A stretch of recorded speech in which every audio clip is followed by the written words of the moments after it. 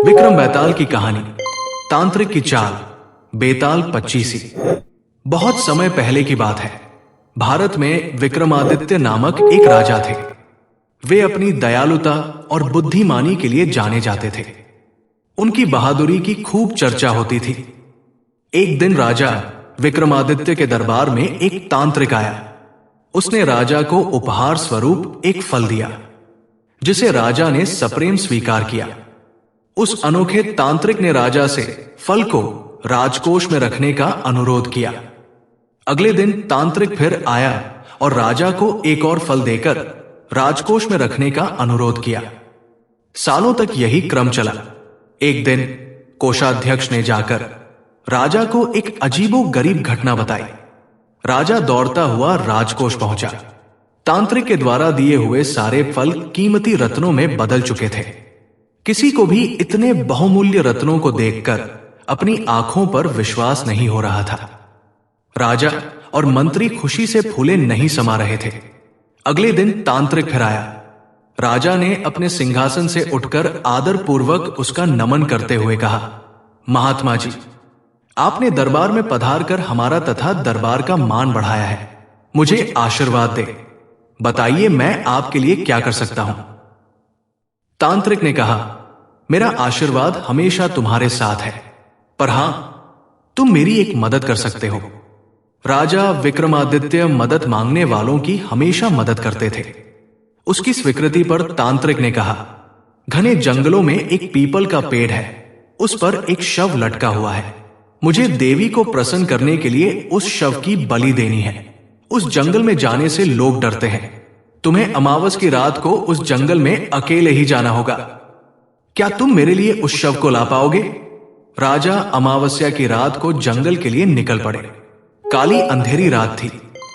जंगल में गहरा अंधकार था, पर बिना विचलित हुए और बिना डरे राजा आगे बढ़ते गए। जंगल के बीच में वे पीपल के पेड़ के पास पहुंचे। पेड़ के चारों ओर कंकाल, खोपड़ी और हड्डियां जमीन पर बिखरी हुई थी।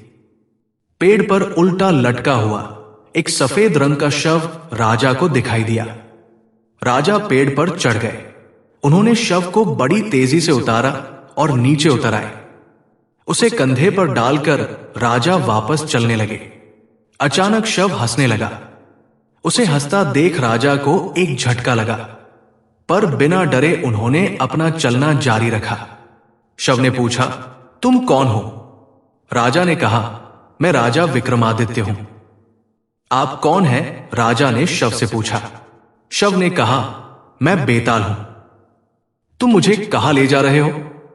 राजा ने बेताल को तांत्रिक की पूरी कहानी बता दी।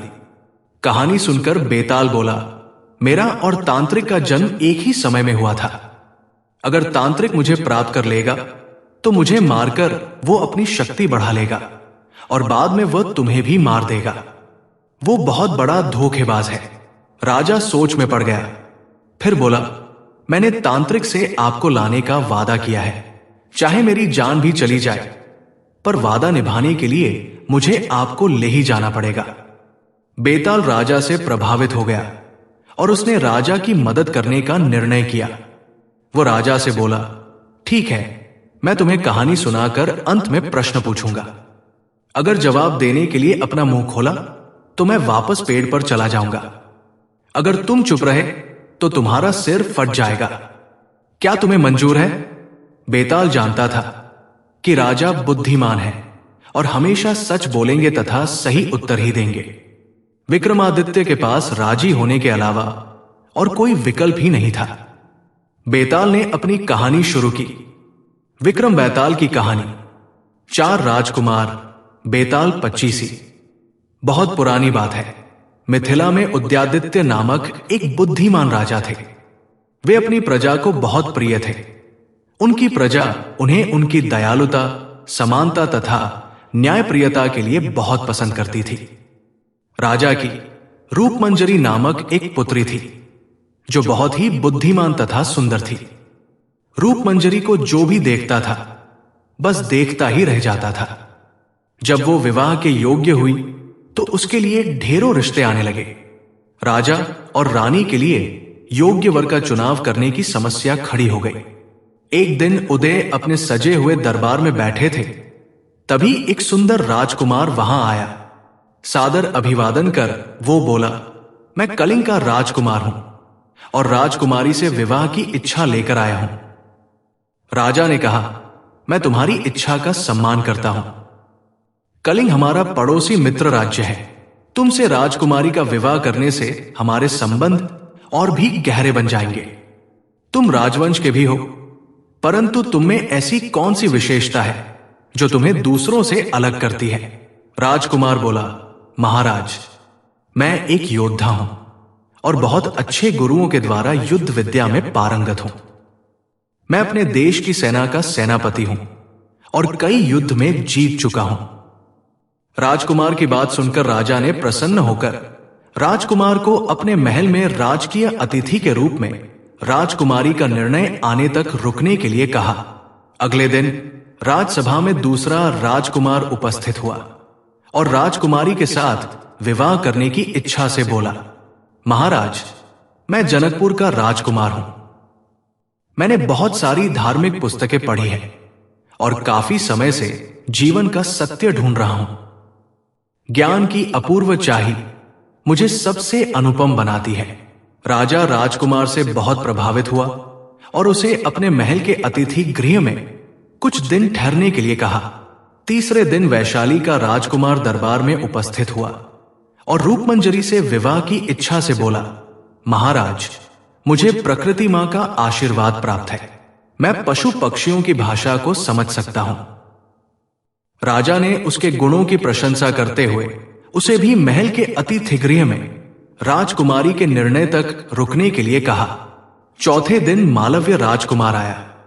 उसने भी राजकुमारी से विवाह की इच्छा जताते हुए कहा, महाराज, मैं बहुत ही धनी राज्य का राजकुमार हूं। मेरा मानना है कि धन से ही प्रगति होती है। मैं एक व्यापारी हूं और धन से धन कमा सकता हूं। चारों राजकुमारों का विवरण सुनकर राजा और रानी असमंजस में पड़ गए और कुछ भी निर्णय नहीं कर पाए। उन्हें कुछ समझ नहीं आ रहा था कि वे किसे अपनी पुत्री के योग्य वर चुने। उन्होंने अंत में निर्णय राजकुमारी पर ही छोड़ दिया। इतना कहकर बेताल रुक गया और राजा से पूछा, राजन, आप ही बताइए, राजकुमारी को क्या करना चाहिए? उसकी बुद्धिमानी और सुंदरता के हिसाब से कौन सबसे अधिक योग्य वर है? विक्रमादित्य ने तुरंत उत्तर दिया, यदि राजकुमारी सच में बुद्धिमान है तो वो कलिंग के राजकुमार को चुनेगी। जनकपुर का राजकुमार विद्वान तो है, पर अच्छा शासक तक नहीं बन सकता है। वैशाली के राजकुमार पर प्रकृति मां की कृपा है। वो पशु पक्षी की भाषा समझ सकता है, पर युद्ध की स्थिति में उसका ये गुण किस काम का? मालव्य का राजकुमार एक अच्छा व्यापारी तो है, पर राजा बनने के लायक नहीं है। यदि राजकुमारी समझदार है तो वो अपने लोगों के भले को देखते हुए कलिंग के राजकुमार को ही चुनेगी। तुम सही हो राजन। बेताल जोर जोर से हंसने लगा।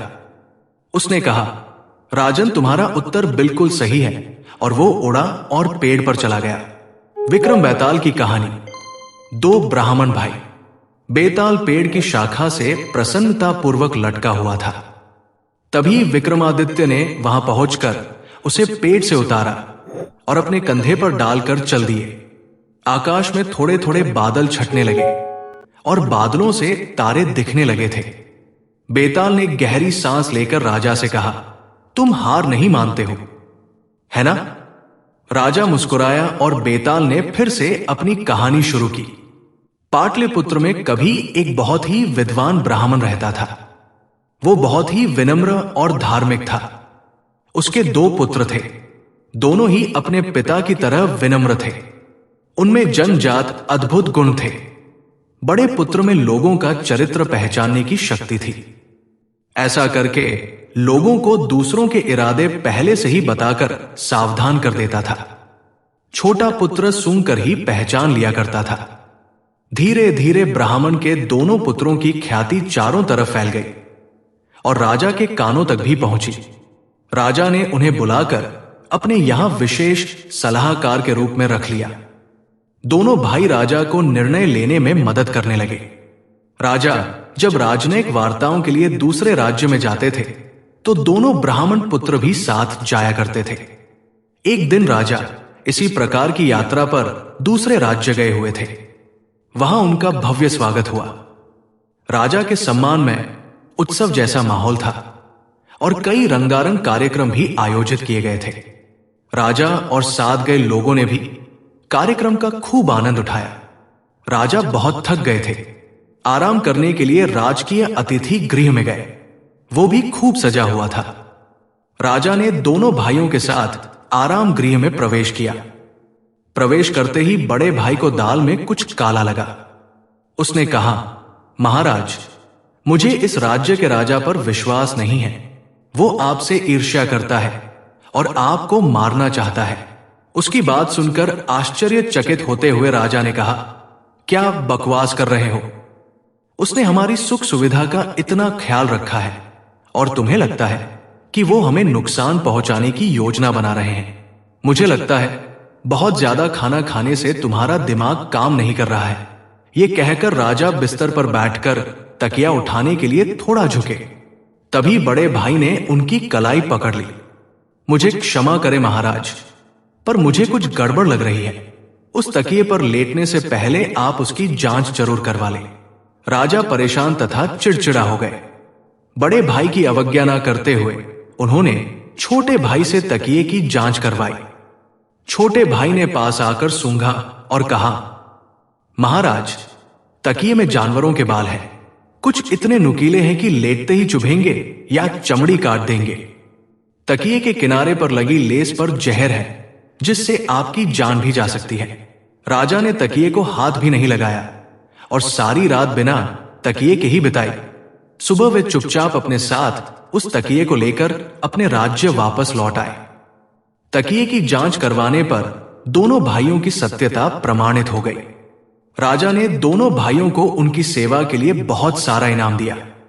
बेताल ने कहा, राजन, दोनों भाइयों में कौन अधिक चतुर था? मुस्कुराते हुए राजा ने उत्तर दिया, बड़ा भाई। उसी ने मेजबान के गलत इरादे को भांपा था। उसी ने तकिए को भी पहचाना था। छोटे भाई ने तो बाद में बड़े भाई की शंका को सही बताया था। बेताल जोर जोर से हंसने लगा। बेताल को यह खेल खेलने में मजा आने लगा था। उसने कहा, राजन, तुम्हारा उत्तर बिल्कुल सही है। और वो उड़ा और पेड़ पर चला गया। विक्रम बेताल की कहानी। पत्नी किसकी? राजा विक्रमादित्य ने फिर से पेड़ पर चढ़कर बेताल को नीचे उतारा और अपने कंधे पर डालकर चल दिए। काली अंधेरी रात में चारों ओर झिंगुरों की आवाज गूंज रही थी। सनसनाती हुई ठंडी हवा में कंधे पर लटके निर्जीव से बेताल ने अपनी कहानी शुरू की। मगध की राजधानी में बिंदु शेखर नामक एक धनी व्यापारी रहता था। वो अपने समाज में अपने धन और शान शौकत से रहने के लिए जाना जाता था। उसका एक बेटा था जिसका नाम राजशेखर था। राजशेखर के बचपन का मित्र अविरूप था। दोनों साथ साथ खेलते खाते बड़े हुए थे। दोनों में गहरी मित्रता थी। यदि कोई अनजान उन्हें देखता तो भाई ही समझता था।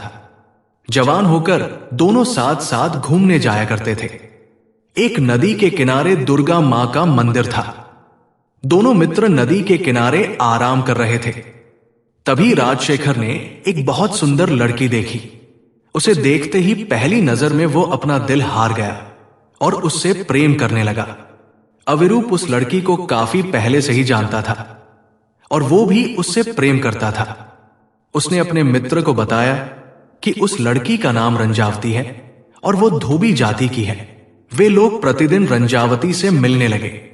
अविरूप ने राजशेखर से कहा कि उसे माता पिता को अपने मन की बात बता देनी चाहिए। राजशेखर उदास होकर झुकी हुई आंखों से बोला, मैं जानता हूं वे लोग इस रिश्ते के लिए कभी राजी नहीं होंगे। अपने से नीची जाति की कन्या को कभी स्वीकार नहीं करेंगे, उल्टे नाराज हो जाएंगे। अविरूप ये सुनकर बहुत दुखी हुआ। धीरे धीरे राजशेखर और रंजावती का प्रेम गहरा हो गया। जब राजशेखर के लिए दर्द असहनीय हो गया तो वो दुर्गा माता के चरणों में गिरकर बोला, मां, मैं रंजावती के बिना नहीं रह सकता। मैं उससे विवाह करना चाहता हूं। मैं आपसे प्रतिज्ञा करता हूं कि पूर्णिमा के दिन अपना सिर आपको अर्पित करूंगा। मुझे आशीर्वाद दीजिए। राजशेखर पर जैसे जुनून सवार हो, उसने खाना पीना भी छोड़ दिया। धीरे धीरे उसकी हड्डियां निकल आई और वो सूख कर कांटा हो गया। माता पिता को उसे देखकर चिंता होने लगी। आखिर एक दिन अविरूप ने उन्हें बताया कि राजशेखर को रंजावती से प्रेम हो गया है और वो आपकी सहमति के बिना उसे विवाह नहीं कर सकता। पुत्र वियोग के डर से बिंदुशेखर और उसकी पत्नी ने राजशेखर और रंजावती के विवाह की अनुमति दे दी। धूमधाम से दोनों का विवाह हो गया और दोनों प्रसन्नता पूर्वक रहने लगे। एक दिन राजशेखर, अविरूप और रंजावती उसी नदी के किनारे घूम रहे थे जहां रंजावती को पहली बार उसने देखा था। राजशेखर को दुर्गा माता से की हुई अपनी प्रतिज्ञा याद आ गई। वो पूर्णिमा की प्रतीक्षा करने लगा। वो पूर्णिमा के दिन मंदिर गया, हाथ जोड़कर देवी मां से प्रार्थना की, उनका आशीर्वाद लिया और फिर तलवार निकालकर अपना सिर काट लिया। राजशेखर के वापस न लौटने पर रंजावती परेशान होने लगी। उसने राजशेखर को ढूंढने अविरूप को भेजा। मंदिर में राजशेखर का यह हाल देखकर अविरूप बहुत दुखी हुआ। उसने दुर्गा मां से प्रार्थना की, यदि मैं जाकर यह बताऊंगा तो लोग यही कहेंगे कि मैंने उसकी सुंदर पत्नी को प्राप्त करने की इच्छा से राजशेखर को मार डाला है। मैं खुद को आपको अर्पित करता हूं, कृपया मेरा बलिदान स्वीकार करें। यह कहकर उसने तलवार निकालकर अपना सिर देवी को अर्पित कर दिया। अधीर रंजावती दोनों को ढूंढती हुई खुद मंदिर की ओर गई। मंदिर पहुंचकर खून से लथपथ दोनों के कटे सिर देखकर वो सकते में आ गई। दुख से विक्षिप्त होकर उसने दुर्गा मां से प्रार्थना की, हे मां, मेरे पति अब इस दुनिया में नहीं है तो मेरा जीवन किस काम का है।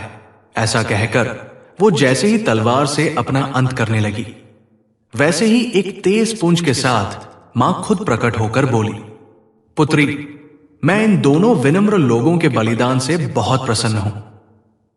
तुम अपना अंत मत करो। तुम जैसे ही इनके शरीर पर इनके सिर लगाओगी, मैं इन्हें जीवन दान दे दूंगी।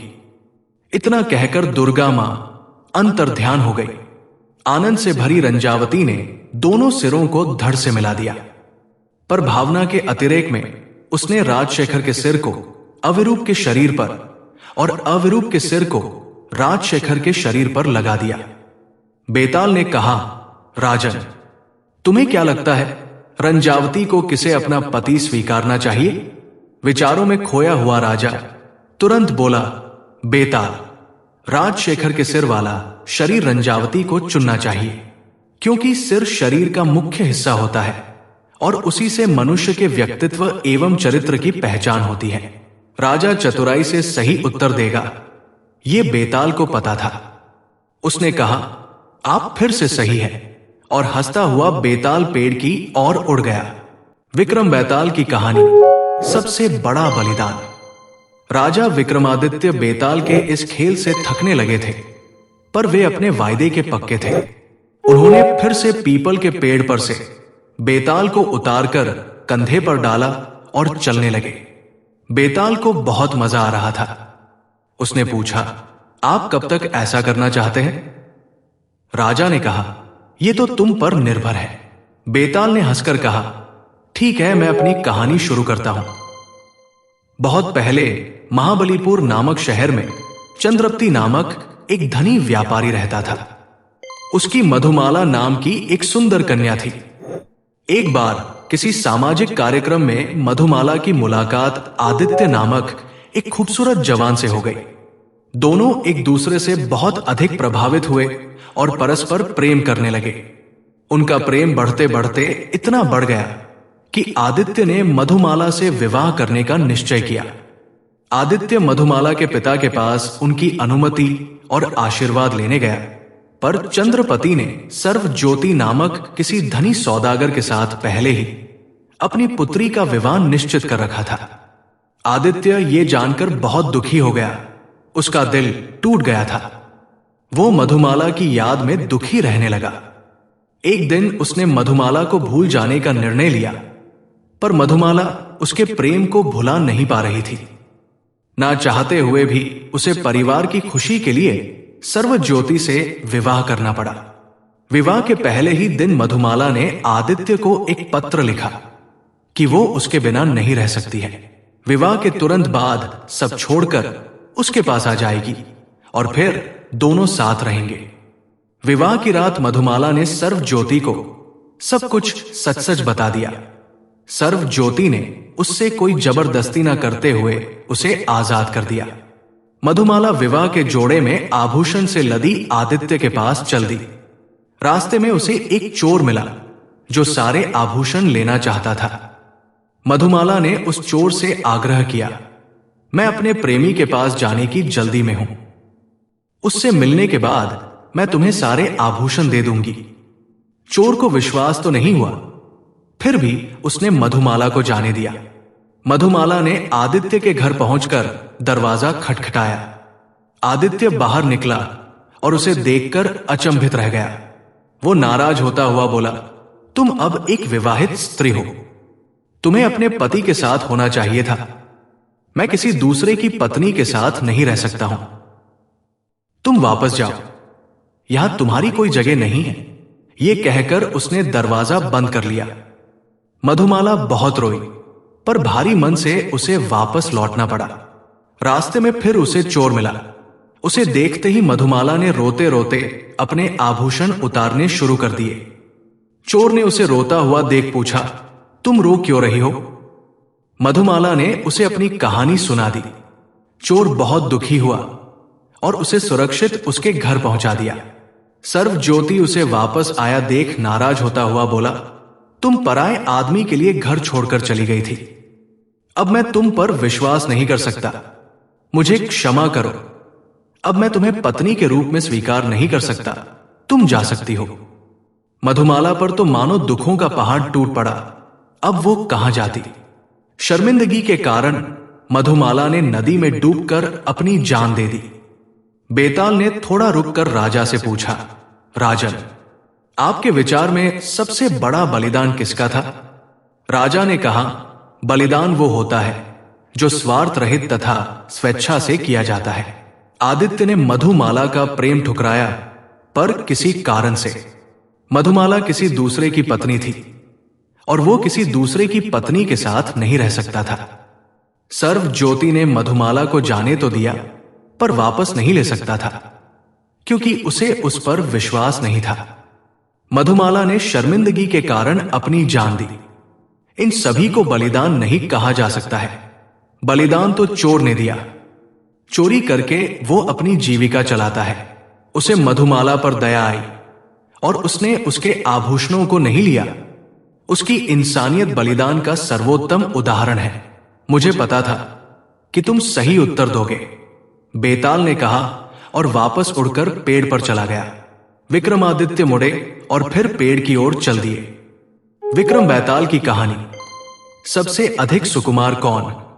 बेताल पेड़ की शाखा से प्रसन्नता पूर्वक लटका हुआ था। तभी विक्रमादित्य ने फिर वहां पहुंचकर उसे पेड़ से उतारा और अपने कंधे पर डालकर चल दिए।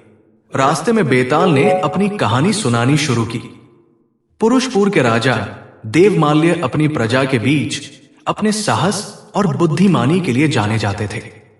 उनकी 3 रानियां थीं, जिन्हें राजा बहुत प्यार करते थे। उन रानियों में एक विशेष बात थी। एक दिन की बात है, राजा अपनी बड़ी रानी शुभलक्ष्मी के साथ बगीचे में टहल रहे थे। तभी एक नरम गुलाबी फूल पेड़ से टपका और रानी के हाथों को छूता हुआ गिर पड़ा। रानी की चीख निकली और वो बेहोश हो गई। रानी इतनी सुकुमार थी कि फूल ने उनके हाथों को घायल कर दिया था। राजा ने तुरंत शहर के अच्छे वैद्यों को बुलवाया।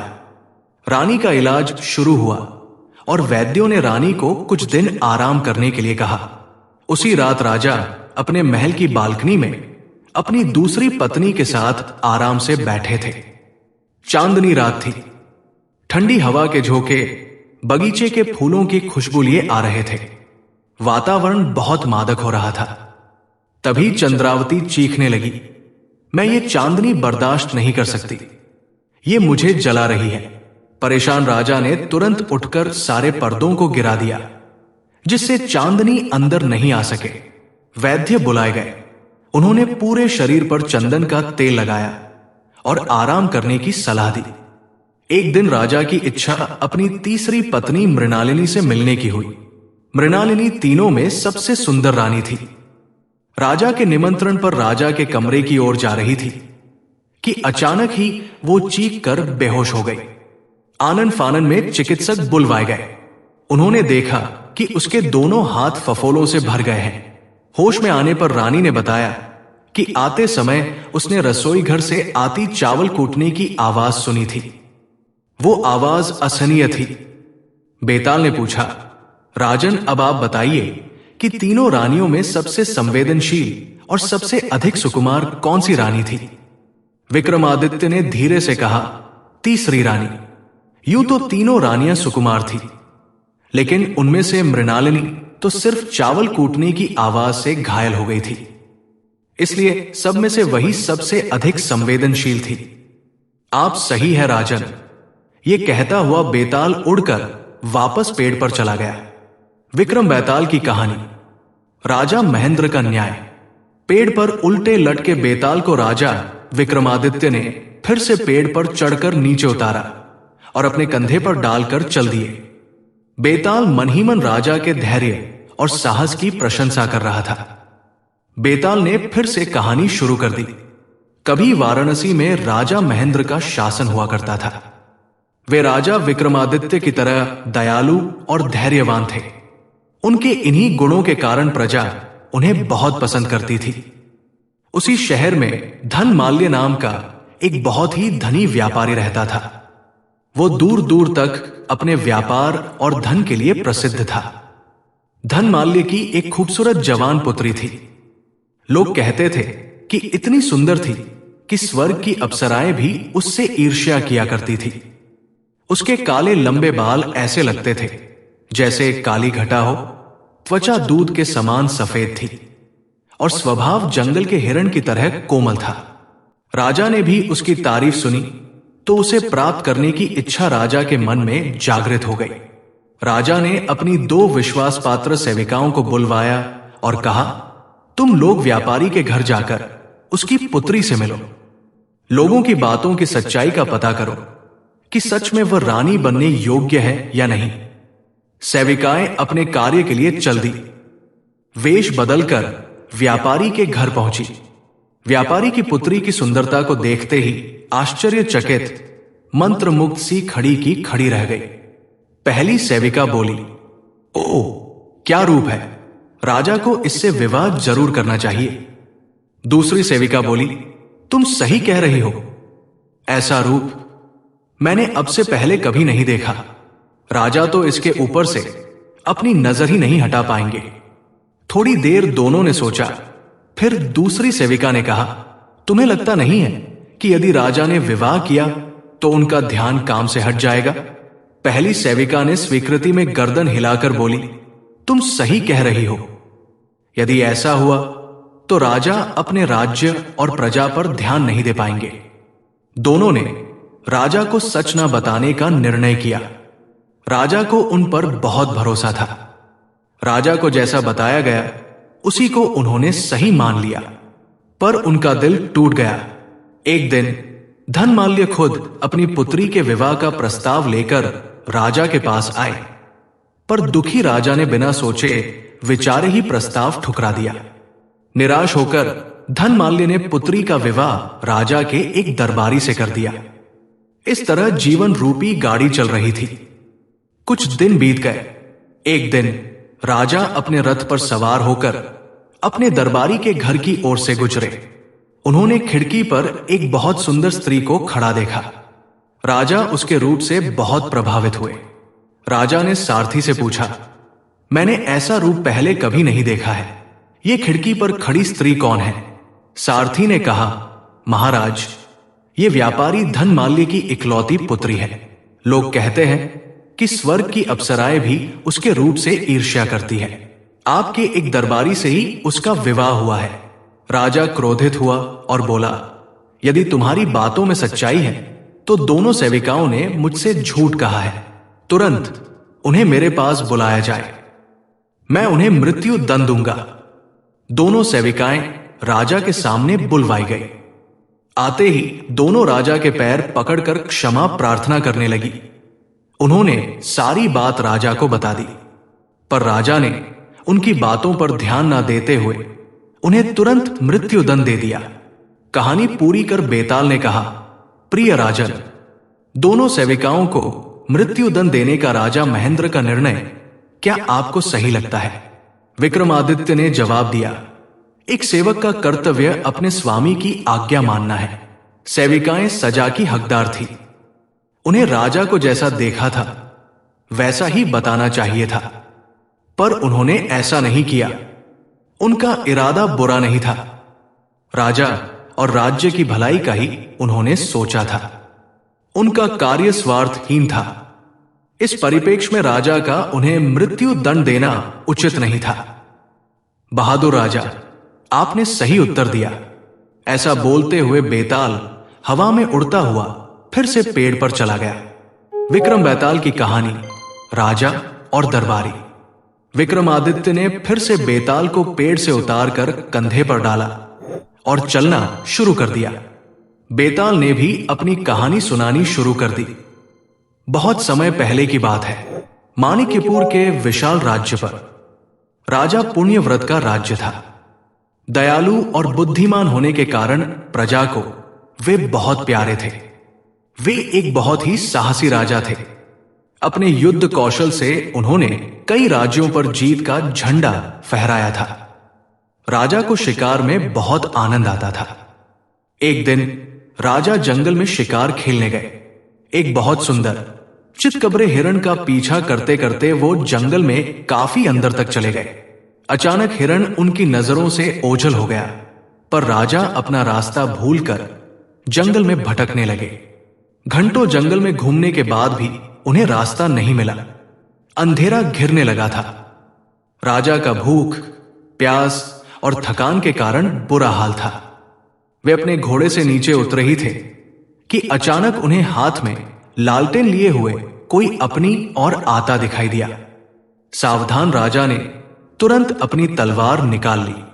वे किसी भी अनहोनी से निपटने के लिए अब तैयार थे। फिर उन्हें लगा कि वो आदमी उनकी मदद करना चाहता है। पास आकर उसने कहा, महाराज, मुझे लगता है कि आप अपना रास्ता भूल गए हैं। तुम सही कह रहे हो। राजा ने उत्तर दिया। उसने फिर कहा, मैं आपके लिए भोजन और पानी लाया हूं। आप बहुत थक गए हैं, अभी आराम कीजिए। सुबह हम लोग रास्ता ढूंढ लेंगे।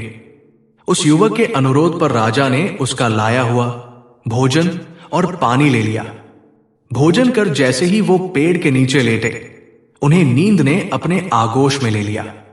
अगली सुबह जागने पर राजा ने उस युवक को हाथ में छड़ी लेकर पहरा देते हुए देखा।